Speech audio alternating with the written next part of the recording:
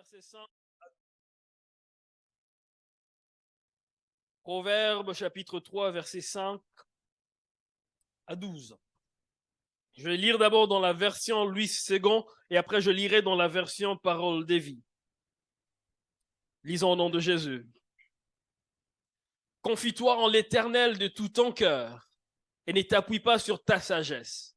Reconnais-le dans toutes tes voies et il aplanira tes sentiers. Ne sois point sage à tes propres yeux. Crains l'Éternel et détourne-toi du mal. Ce sera la santé pour tes muscles et un rafraîchissement pour tes os. Honore l'Éternel avec tes biens et avec des prémices de tout ton revenu. Alors tes greniers seront remplis d'abondance et tes cuves regorgeront des mous. Mon fils, ne méprise pas la correction de l'Éternel et ne t'effraie point de ses châtiments. Car l'Éternel châtie celui qui l'aime. Comme un père, l'enfant qu'il chérit. C'est seulement les enfants qui ont dit Amen, les parents qui ont dit Amen. Car l'Éternel châtie celui qui l'aime, comme un père, l'enfant qu'il chérit. La version en parole de vie, je ne sais pas si tu l'as, Botrel. Il dit ce qui suit, ne t'appuie pas sur ton intelligence, mais de tout ton cœur, mets ta confiance dans le Seigneur. Reconnais-le dans tout ce que tu fais, et lui, il guidera tes pas. Ne pense pas que tu es sage, mais respecte le Seigneur et éloigne-toi du mal. Cela guérira ton corps et te donnera des forces. Honore le Seigneur en lui offrant ce que tu as.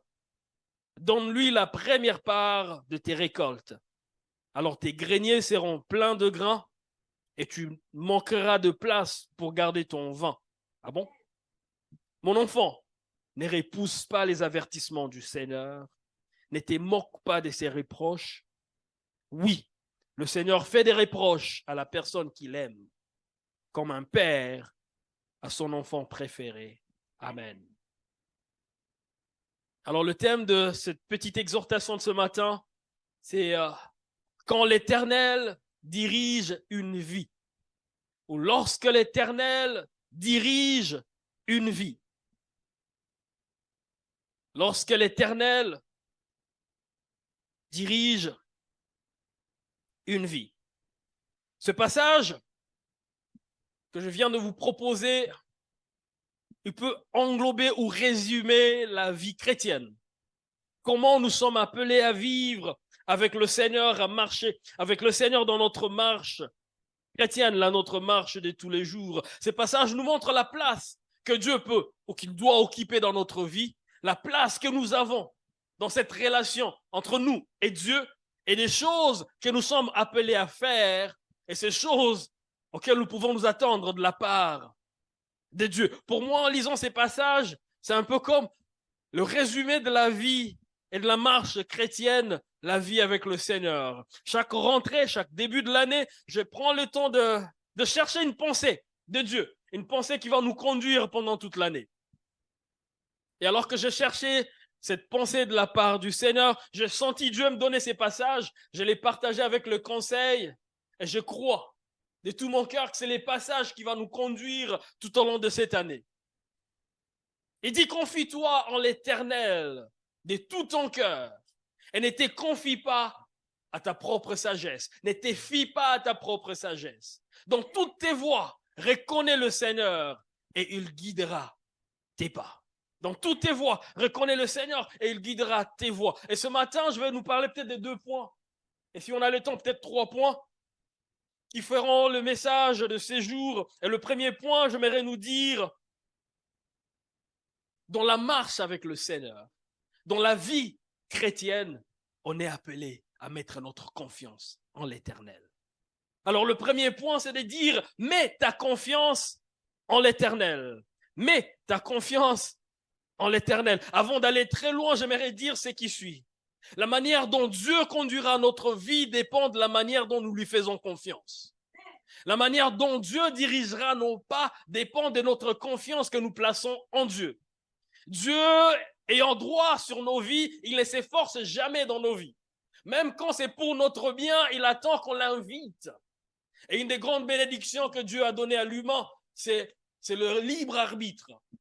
La possibilité de choisir. Dieu ne nous a pas créés pour nous obliger à le choisir. Dieu pouvait nous créer et dit, tout le monde, vous allez tous m'adorer. Vous êtes obligés comme des robots, je vous ai programmé comme ça. Vous ne ferez que ça.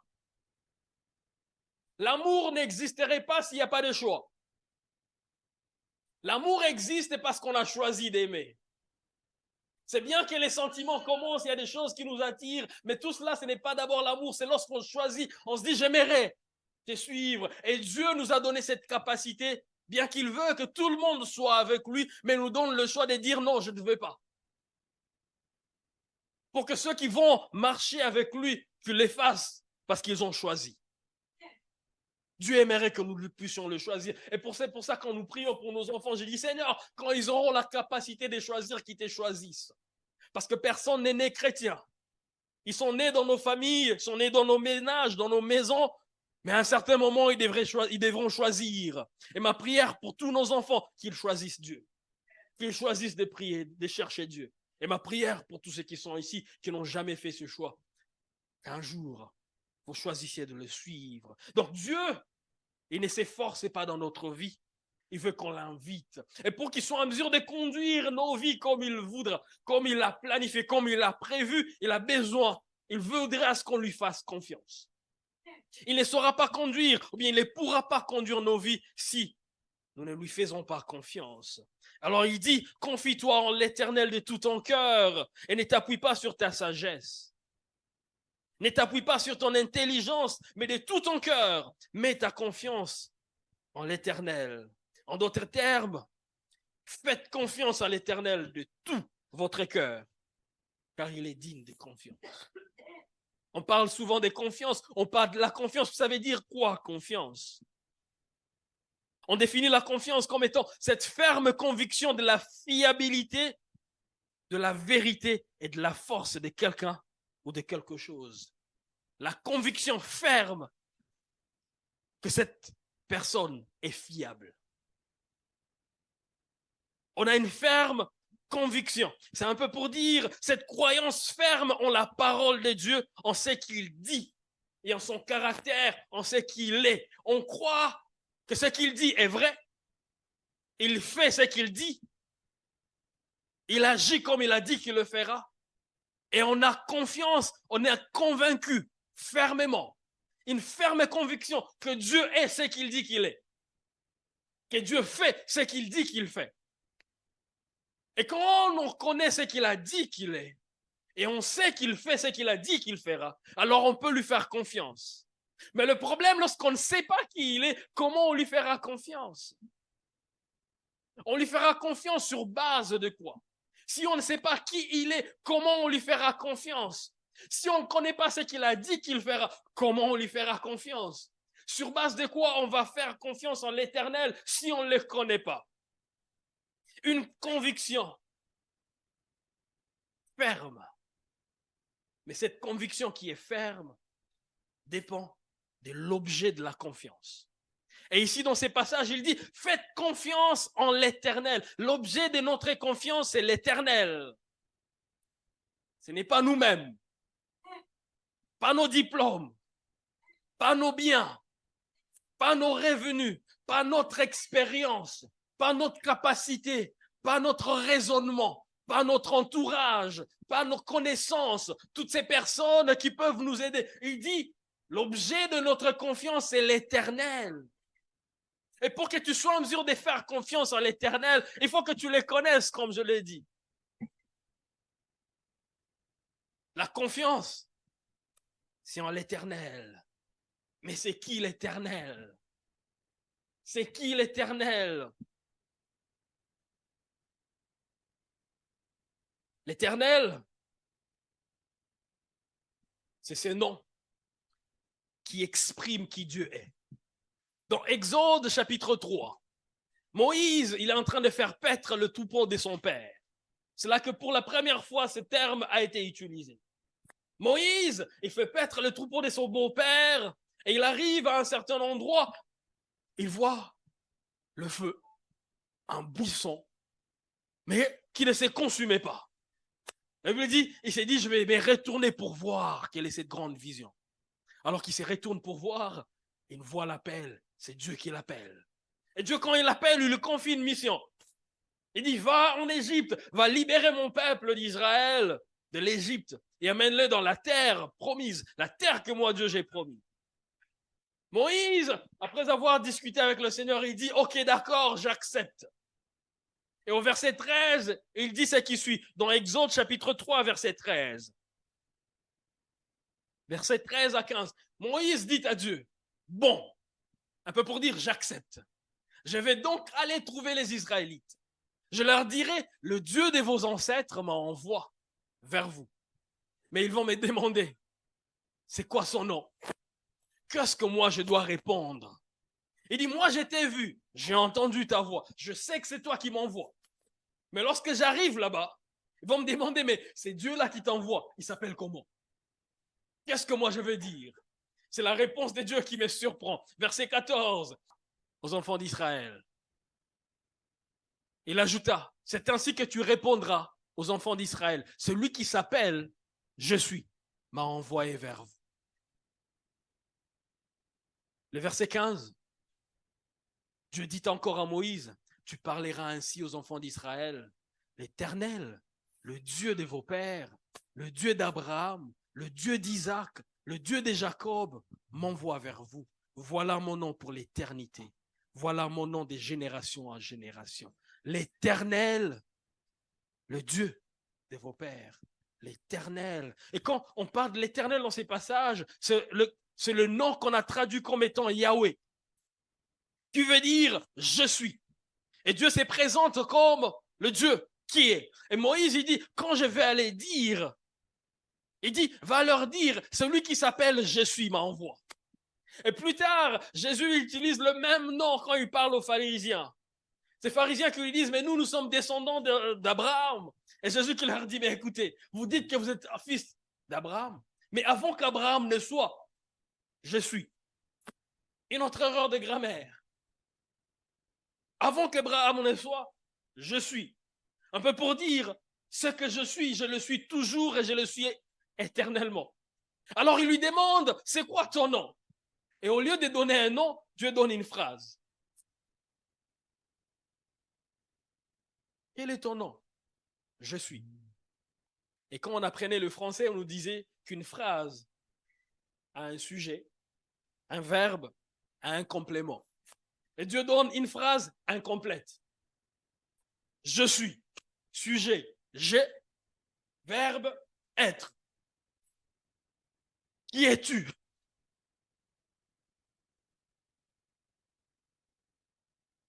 Et ce n'est pas incomplète parce qu'en fait, il voulait que dans la vie, dans la marche, qu'on découvre le reste de qui il est. Il s'appelle Yahweh, je suis l'Éternel, parce qu'en fait, tout ce qu'il est ne peut pas être défini dans un seul complément. Il ne pouvait pas trouver un seul mot pour dire tout ce qu'il est. Alors, il nous donne l'occasion dans notre marche de découvrir tout ce qu'il est. Alors, il s'appelle je suis. C'est pourquoi plus tard, on va découvrir certains compléments. Il va s'appeler Yahweh, Yahweh, Jireh, qui veut dire je suis celui qui pourvoit. Parce qu'à un certain moment, Abraham se retrouve en face d'un besoin. Il a besoin d'un pourvoyeur. Et dans son besoin, il découvre ce que Dieu est. Il est le pourvoyeur. Je suis Jireh. Et plus tard, il se révèle comme étant Yahweh Rapha, qui veut dire je suis celui qui t'a guéri. Parce qu'à un certain moment, il nous arrivera de tomber malade. On aura besoin d'un guérisseur. À ce moment-là, l'Éternel sera celui qui nous guérit. Et plus tard, il se révèle encore comme Yahweh Nissi, qui veut dire je suis ton étendard. Il a dit, à un certain moment, vous rencontrerez des choses, de l'injustice, et vous aurez besoin de quelqu'un pour vous justifier. Je suis Yahweh Tzidkenu, qui veut dire, je suis la justice. Et cette justice, il l'a manifestée dans son Fils, en nous voyant Jésus pour nous sauver, pour payer notre dette. Parce qu'en fait, il a su qu'un seul complément ne pouvait pas dire tout ce qu'il est. Il s'est révélé comme étant Yahweh Rohi, qui veut dire « Je suis ton berger ». Un peu pour dire « Tu ne seras pas seul. Je serai en train de te conduire. Je prendrai soin de toi ». Un berger a écrit un psaume, c'est le psaume 23. Le berger David, il écrit, il dit « L'Éternel est mon berger ». Qui? L'Éternel. Je suis est mon berger. Je ne manquerai de rien. Qui de mieux placé pour dire cela qu'un autre berger? Lui-même, David, a été berger toute sa vie, derrière le troupeau de son père. Alors il sait ce qu'il a fait. Il dit, lorsqu'un lion, lorsqu'un ours venait pour attraper une des brebis, moi j'allais contre ce ours, j'allais le combattre. Alors il sait ce qu'il a fait en tant que berger. Et il sait ce que l'Éternel fait quand il est notre berger. Il dit, l'Éternel est mon berger. Yahweh, Rohi, Yahweh, Rohi. Et à un certain moment, tu vas te demander, mais qui est le maître de tout ce qui se passe dans ce monde? Et tu vas rencontrer celui qui s'appelle Yahweh Sabaoth, qui est le maître de l'univers. Un peu pour dire, c'est lui qui est au-dessus de tout. Il n'y a personne au-dessus de lui. Il a créé tout ce qui existe. Il contrôle tout ce que nous voyons. La Bible dit qu'il a le monde entier dans ses mains. Tout troublera ton cœur. Sache que je serai là. Il n'a pas fini. Il continue à se révéler. Il s'est révélé comme étant Yahweh Shama, qui veut dire je suis l'Éternel qui est ici. Alors que tu te sentiras seul, sache qu'il y a l'Éternel qui sera avec toi. Il est toujours là à tes côtés. Il ne te lâchera pas. Et c'est à ce Dieu-là qu'il dit, écoutez, faites confiance à l'Éternel. Si vous le connaissez, alors vous saurez qu'il est digne de confiance. Si vous connaissez qui il est, vous saurez qu'il est digne de confiance, que vous pouvez lui faire confiance. Quand on parle de l'Éternel, on parle de ce Dieu qui est. Et tout ce qu'il est, il est éternellement. Il ne change pas. Tout ce qu'il est, il est éternellement couvert, ce qu'il était pour eux. J'aimerais te dire ici, alors que tu marches avec Dieu, tu vas découvrir ce que Dieu est, des choses, des caractères de Dieu que tu n'avais jamais vus, que tu n'avais jamais vécu. Lorsque tu marches avec lui, il se révèle à toi au fur et à mesure. Et tu sais dire qui est ce Dieu en qui tu as cru. Accepte de marcher avec Dieu. Tu ne pourras pas les connaître si tu ne marches pas avec lui. Mais lorsque tu acceptes de marcher avec l'Éternel, il se révèle à toi et tu apprends à les connaître. L'Éternel, il s'appelle Je suis. Parce que la provision de ce qu'il faut pour notre vie se trouve dans ce que lui, il est. La provision à tous nos besoins, à tous nos problèmes, à toutes les situations de notre vie se trouve dans ce qu'il est. Il n'y a rien dont on aura besoin qui ne trouvera jamais, qui ne trouvera pas sa provision en lui. Il est le seul qui peut nous sauver du péché. Il est le seul qui peut nous délivrer même de ces chaînes, comme on l'a dit. Certains, ils étaient menteurs, d'autres, ils étaient des voleurs. Il est le seul qui peut nous délivrer de toutes ces chaînes. Peu importe la chaîne qui te lie, il y a un Dieu qui peut le faire. Il est le seul qui peut restaurer nos vies. Peu importe comment cette vie a été brisée, peu importe comment le diable a joué avec sa vie, il est le seul qui peut restaurer cette vie. Et tout ce qu'il est, il est éternellement. Il a dit, fais confiance en l'Éternel. Fais confiance à l'Éternel, car voici là, c'est confiant en l'Éternel, c'est un peu comme ce que nous faisons chaque jour lorsque nous nous asseyons sur une chaise. Tu viens sans poser beaucoup de questions, tu te poses parce que tu t'es dit, ce truc va me porter. Je n'ai même pas essayé un peu de voir s'il est en forme, mais je me suis assis, je me suis mis. Pourquoi? Parce que j'ai fait confiance à ça. Mais vous comme moi, vous savez que des fois les chaises nous lâchent. Et des fois la chaise nous lâche parce qu'en fait, ce qu'on veut poser sur cette chaise pèse plus que ce que la chaise peut supporter. On s'y met et on se rend compte que non, cette chaise, elle n'était pas faite pour nous. Elle s'est dit, je ne peux pas porter ça. On se retrouve par terre. Et des fois, on s'y met et on se retrouve par terre parce qu'en fait, la chaise n'a plus sa forme. Elle a fait sa vie. Et tu t'y mets et te rappelles que non, mon temps est passé. Tu te retrouves par terre. Mais Dieu, il a été éprouvé. Il a été trouvé digne de confiance. C'est pourquoi on l'appelle éternel. Éternel, pourquoi? Parce que ce qu'il est ne change pas. Ce qu'il peut ne change pas. Ce n'est pas qu'il a pu dans le passé et il ne peut pas maintenant. Ce n'est pas qu'à un certain moment, il pouvait le faire quand il était encore jeune. Mais là, ça fait plusieurs années qu'il existe. Il a vieilli, Dieu. Il ne pourra plus. Il y a des choses qu'on pouvait bien faire quand on était jeune.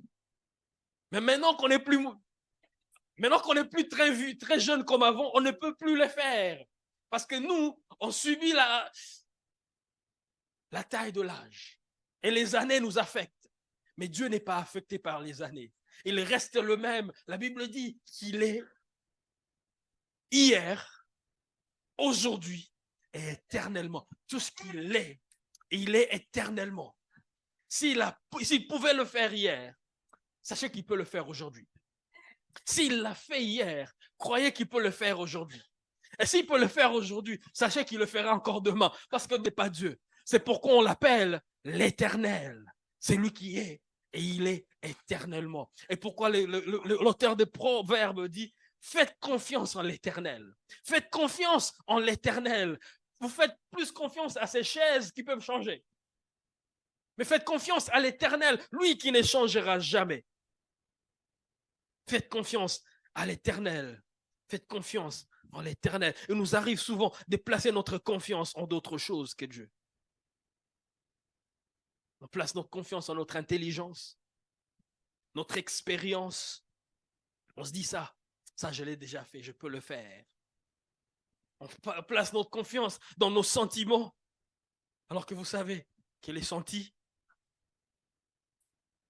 des fois les sentiments, vous placez votre confiance dans des choses, autre chose. Toutes ces choses sont bonnes. L'expérience est importante. La connaissance est très importante. Les biens matériels sont importants. Les connaissances, les gens, les relations sont importantes. Mais elles ne sont pas objets de notre confiance.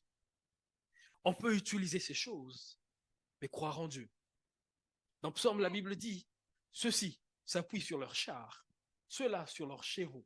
Mais nous invoquons le nom de l'Éternel. Eux, ils tombent, mais nous restons fermes. La Bible ne dit pas que nous n'avons pas des chars. La Bible ne dit pas que nous n'avons pas des chevaux. C'est juste que nous ne nous appuyons pas sur ces choses-là. On peut les avoir, on peut les utiliser, mais notre confiance à l'Éternel. C'est très important d'avoir de l'expérience. C'est très important d'avoir de l'acquis. Les biens matériels peuvent périr. Aujourd'hui, au Maroc, il y a des gens qui avaient des immeubles, mais aujourd'hui, ils n'ont plus rien. Parce qu'à un certain moment, il y a juste eu un tremblement de terre et les gens ont perdu tout ce qu'ils avaient. Pour nous montrer qu'en fait, alors que nous commençons cette nouvelle année, nous avons des ambitions, nous avons des projets, nous avons des attentes pour cette nouvelle année. Alors que nous y allons, faisons tout ce que nous pouvons faire. Travaillons dur comme nous pouvons le faire. Mais n'oublions pas que notre confiance doit être en l'Éternel. Ce n'est pas dans notre travail, ce n'est pas dans nos muscles que nous pouvons avoir, ce n'est pas dans le temps que nous allons y mettre. Nous allons faire tout ce que nous allons faire. Mais notre confiance, c'est en l'Éternel, parce qu'il est digne des confiances. L'essentiel de la vie chrétienne et la clé de toute sagesse consiste à placer notre confiance en Dieu. C'est lui qui nous a placés, c'est lui qui nous a créés et qui a fait de nous ses fils et filles. Et c'est lui qui nous appelle à lui faire confiance. Alors, deux choses peuvent nous empêcher de faire confiance à Dieu. Deux choses peuvent nous empêcher de faire confiance en Dieu. Premièrement, une chose qui peut nous empêcher de faire confiance à Dieu, c'est le fait de penser que Dieu ne s'intéresse pas à certaines choses de notre vie. On se dit ça, cette partie, ces coins de ma vie, ça n'intéresse pas Dieu. Cette réalité de ma vie n'intéresse pas Dieu. Il y a quelqu'un même qui m'avait dit, pasteur, je ne veux pas déranger Dieu avec ça, il a plus important à faire. T'a-t-il dit qu'il est dérangé par ce que tu lui demandes? T'a-t-il dit qu'il est incapable de tout faire? Juste parce que moi, je peux ne pas faire certaines choses pour faire autre chose. Dieu n'est pas limité là où je suis limité. À un certain moment, on s'est dit, dans cette situation ici, je ne veux pas déranger Dieu. Je vais essayer par moi-même. Le fait de penser qu'il y a certaines réalités de la vie qui ne concernent pas Dieu peut nous empêcher de lui faire confiance. Il y a une dame, pour aller au travail. Il y a mon ordinateur qui s'est éteint. Et ça n'a pas marché. Il y avait tout mon travail à l'intérieur. Je suis allé chez les réparateurs, il m'a dit, non, cette machine a fait sa vie. Donc, il n'y a plus d'espoir. Elle m'a dit, pasteur, je suis allé à la maison. J'ai prié. Il dit, j'ai tenu ma machine, j'ai prié. J'ai dit, Dieu, tu sais que j'ai besoin de ce qu'il y a dans cette machine. Fais à ce que ça marche. Il dit, il a laissé pendant un temps, il a essayé juste d'allumer, et ça s'est allumé.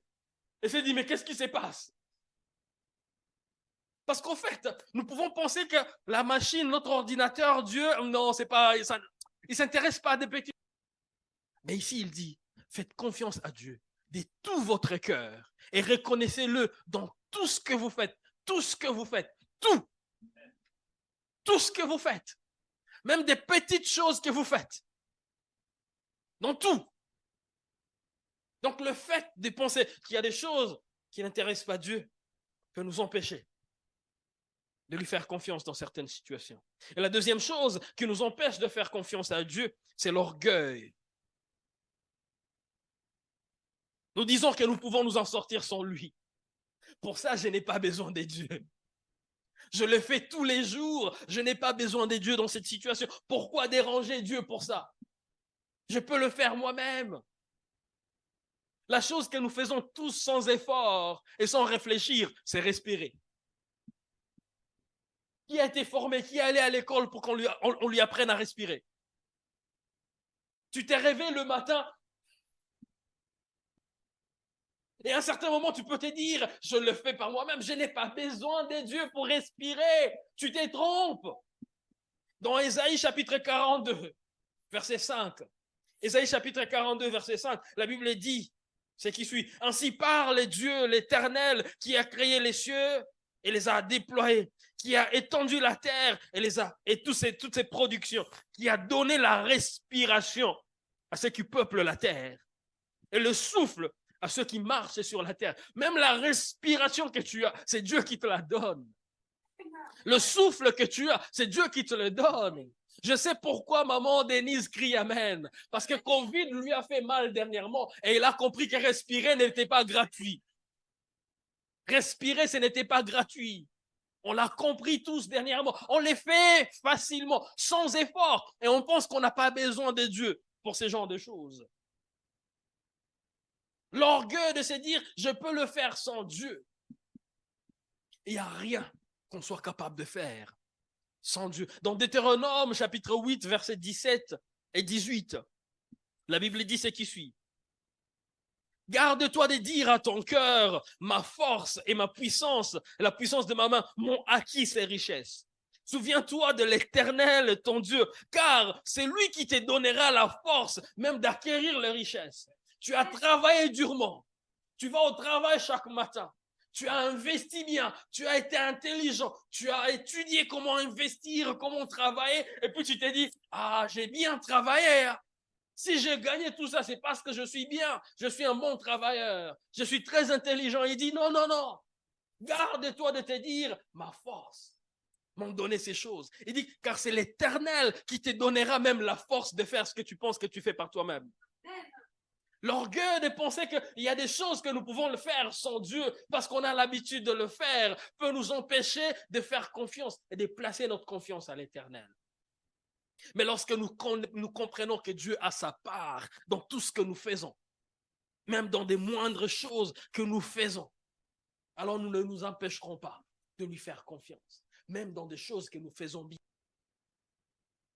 J'avais posé cette question à mon pasteur. Il prêche pendant plusieurs années. Je lui disais, mais pasteur, pourquoi j'ai peur quand je vais prêcher? Pourquoi je tremble quand je dois prêcher?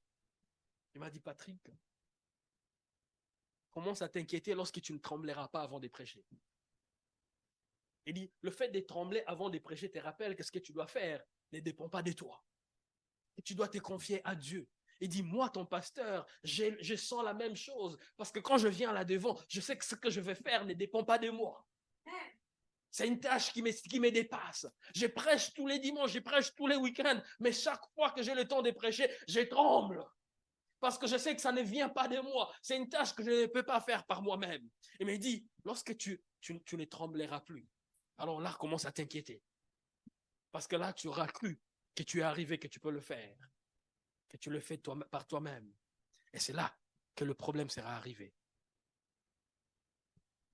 Parce que tu reconnais que tout ce que tu fais, tu le fais par la grâce de Dieu. Alors tu lui feras confiance. Tu l'inviteras dans tout ce que tu fais. Tu l'investeras dans tout ce que tu fais. Ce que j'aimerais que vous compreniez ici, c'est que l'objet de notre confiance à l'Éternel,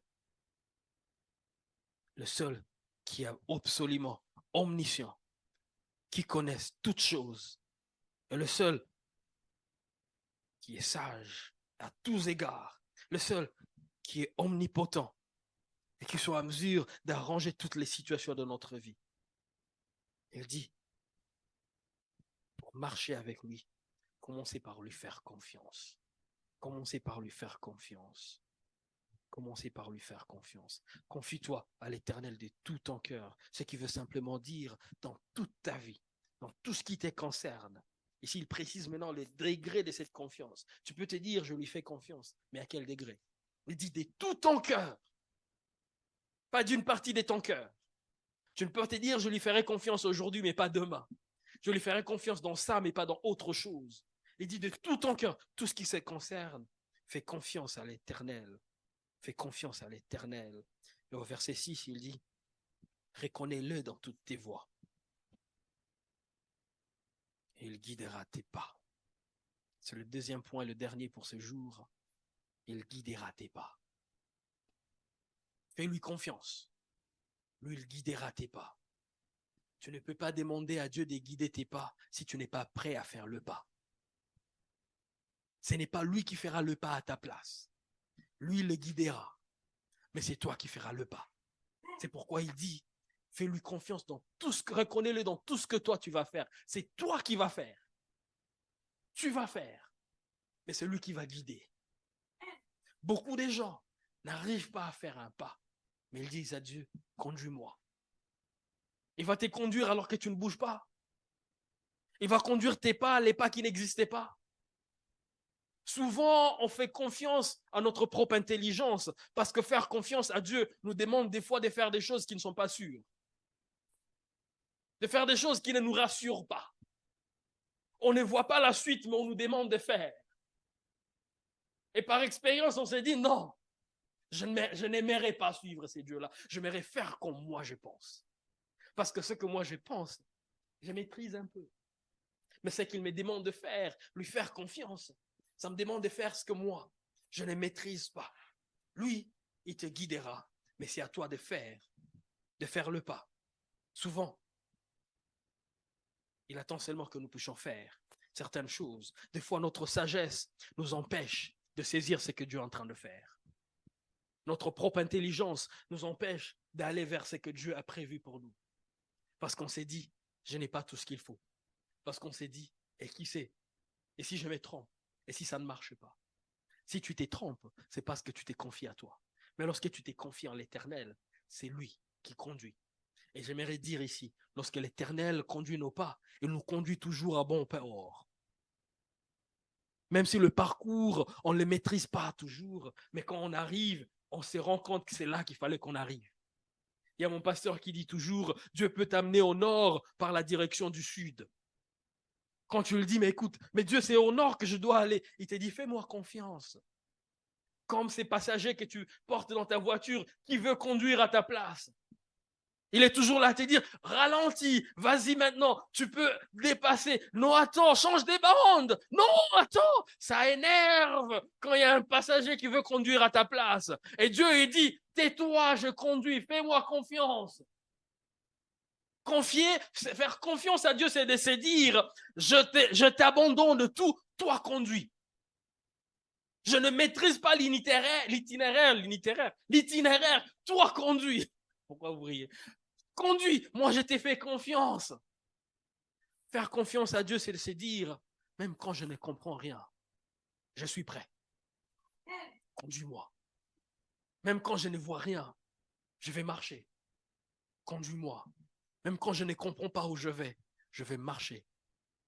Conduis-moi. Pourquoi lui faire confiance? Parce que des fois, quand on fait le premier pas, on ne sait pas s'il va toucher quelque chose. On lève le pas, on ne sait pas s'il y a quelque chose. Et quand ça touche quelque chose, on se dit, ben c'est bien. Mais il faut faire aussi le deuxième. Le deuxième, on ne sait pas. C'est lui qui nous tient. Et c'est lui. Il conduit ces pas-là que toi tu fais. Beaucoup de problèmes, beaucoup de gens, ils attendent que Dieu donne l'itinéraire avant de commencer la marche. Que Dieu dise, tu vas passer par ici, tu vas passer par là pour arriver par là, alors je vais venir. Non. Souvent, quand nous suivons Dieu, quand nous marchons avec Dieu, il ne nous montre pas l'itinéraire. Et des fois, il nous donne juste cette grâce de connaître la destination. Il dit, c'est là que je t'amène, mais il ne te montre pas souvent par où tu vas passer.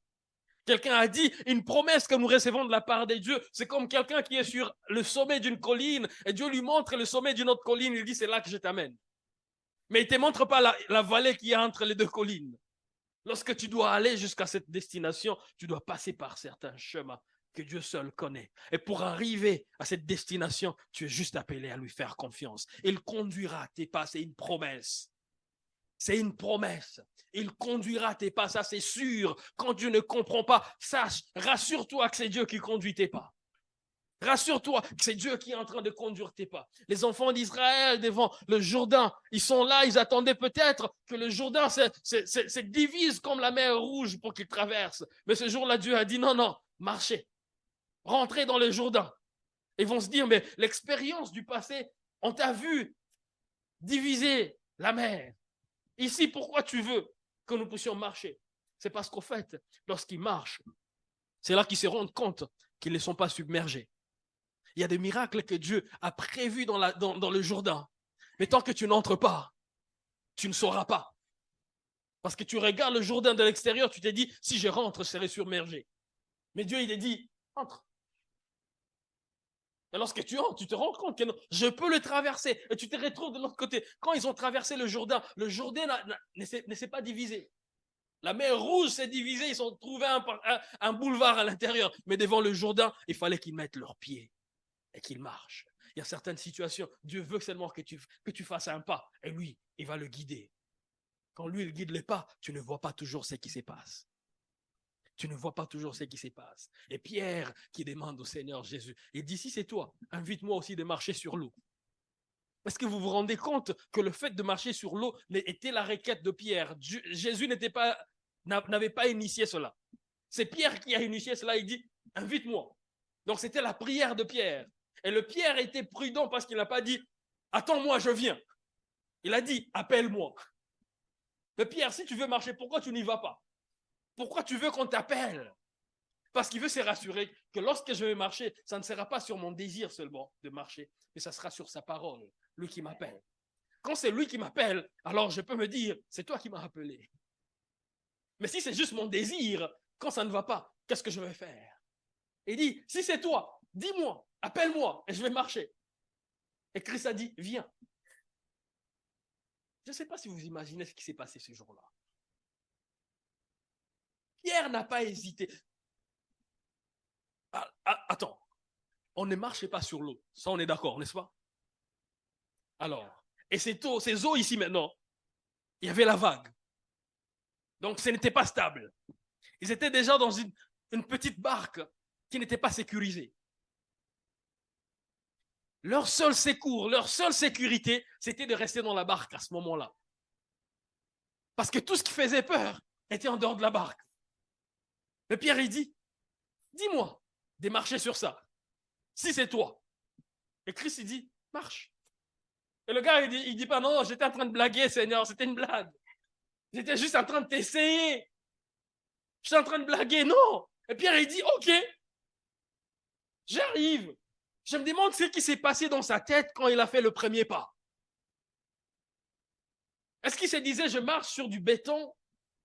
Quand on fait le premier pas, souvent on ne comprend rien. On ne sait pas ce qui va se passer quand le pas va toucher le sol. Et c'est à ce moment-là qu'on se rend compte que ça va. On se dit, je peux faire aussi le deuxième. Donc je peux faire aussi le troisième. Et quelqu'un a dit, un voyage de 1000 pas commence par un seul. Accepte de faire ce premier pas et tu verras l'Éternel conduire tes pas. Cette année, alors que tu commences, tu as tes ambitions, tu as des projets, accepte de faire tes pas et l'Éternel le guidera. Pourquoi? Parce que tu lui fais confiance.